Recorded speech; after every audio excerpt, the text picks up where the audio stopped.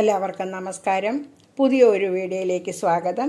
ഇന്ന് നമ്മുടെ പറമ്പിൽ നമ്മളുടെ മുറ്റത്തൊക്കെ നിൽക്കുന്ന പപ്പായ വെച്ചിട്ടുള്ള ഒരു ഓലനാണ്, ഒരു നാടൻ വിഭവമാണ് നിങ്ങളെ ഞാൻ ഇന്ന് പരിചയപ്പെടുത്താൻ പോകുന്നത്.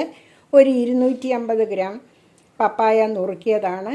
അതിലേക്ക് ഒരു 2 പച്ചമുളകും നുറുക്കിയിട്ടിട്ടുണ്ട്.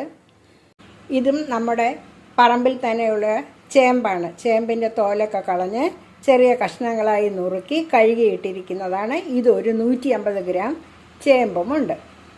പ്രഷർ പാൻ എടുക്കുക. ഇതിലേക്ക് നമ്മൾ നുറുക്കി വെച്ച പപ്പായ ഇട്ട് കൊടുക്കുക. ഒപ്പം തന്നെ ഇതിലേക്ക് ഓലന് ആവശ്യമുള്ള ഉപ്പിട്ട് കൊടുക്കുക. ചേമ്പ് നുറുക്കിയതും കൂടി ചേർത്തിട്ട് കൊടുത്ത് നന്നായി ഒന്ന് ഇളക്കാം. നമുക്ക് ആദ്യം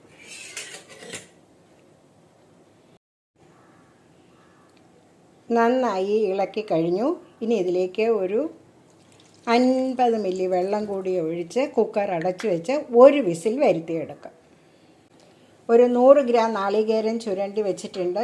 ഇതിലേക്ക് അല്പം വെള്ളം ഒഴിച്ച് മിക്സിയിൽ നന്നായി അരച്ചെടുക്കാം. ഒരു പാലെടുത്താൽ മതി കേട്ടോ. മിക്സിയിൽ അരയ്ക്കണ കാരണം അതെല്ലാ ഗുണങ്ങളും നന്നായിട്ട് വരും. അപ്പോൾ അതിൻ്റെ നമുക്കൊന്ന് പാല് എടുക്കാം. പപ്പായ ചേമ്പോലൻ്റെ കഷ്ണങ്ങളെല്ലാം നന്നായി വെന്ത് കഴിഞ്ഞു. വേണ്ട ഇനി തീ ഓഫ് ചെയ്തതിന് ശേഷം വേണം നമ്മളുടെ തേങ്ങാപ്പാലും കറിവേപ്പിലയും ചേർക്കാൻ.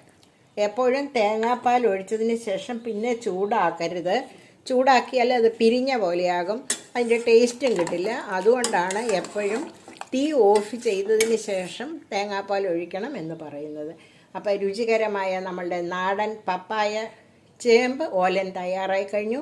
എല്ലാവരും ചാനൽ കാണുക, സപ്പോർട്ട് ചെയ്യുക. എല്ലാവർക്കും നല്ല ഒരു ദിവസം ആശംസിക്കുന്നു. നന്ദി, നമസ്കാരം. താങ്ക്